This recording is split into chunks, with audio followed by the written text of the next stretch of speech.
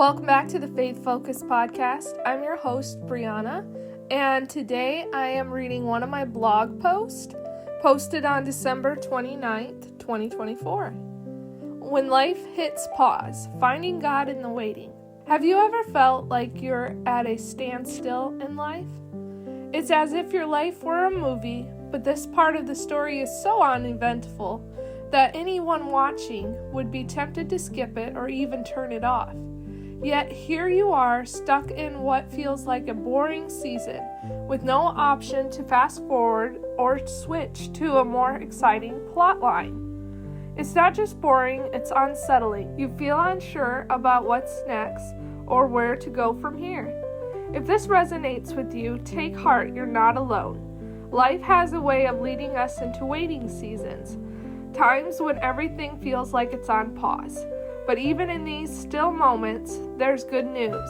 Jesus is right here with us, and often he uses these waiting seasons to prepare us for what's to come. In Exodus 14:13, Moses reassures the Israelites saying, "Fear ye not, stand still and see the salvation of the Lord, which he will show to you today." Sometimes the most faithful thing we can do is simply stand still. Standing still doesn't mean giving up.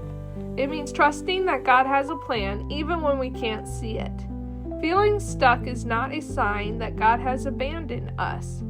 Instead, it's an invitation to rest in Him, to trust His timing, and to allow Him to work behind the scenes. Waiting on the Lord isn't wasted time, it's preparation time. During this season, God is aligning circumstances and shaping your heart for His purpose. Here is how you use the waiting season wisely.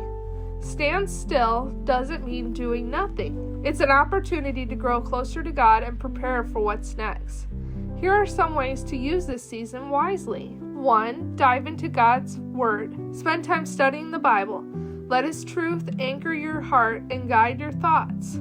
As you read, you'll see countless examples of people who waited on God and experienced His faithfulness in their lives. 2. Pray without ceasing. Take your fears, frustrations, and questions to God in prayer. He is always listening, and prayer has the power to transform not only your circumstances, but also your heart. As you draw closer to Him, you'll find peace in His presence. 3. Seek community.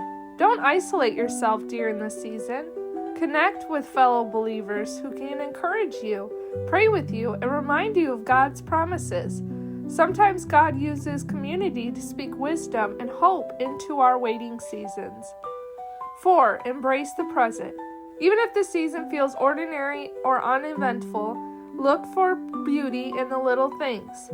Find the joy in everyday moments, even in the small details of your life. It's natural to want to rush out of a season of waiting, but remember that God's timing is perfect. He sees the entire picture, and He knows exactly what you need when you need it. Isaiah 40:31 reminds us of this promise, "But they that wait upon the Lord shall renew their strength. They shall mount up with wings as eagles. They shall run and not be weary. They shall walk and not faint."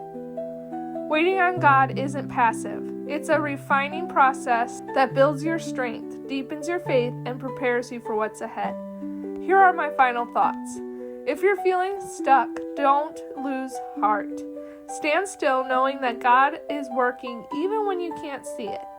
Use this season to draw closer to Him through prayer and His Word. The waiting season is not the end of your story. It's a chapter in the greater narrative God is writing for your life.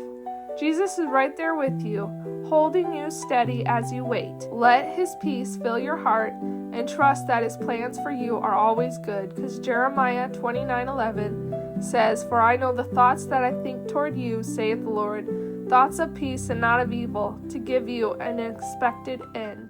Well, that is it for this podcast. Thank you for listening to the Faith Focus Podcast.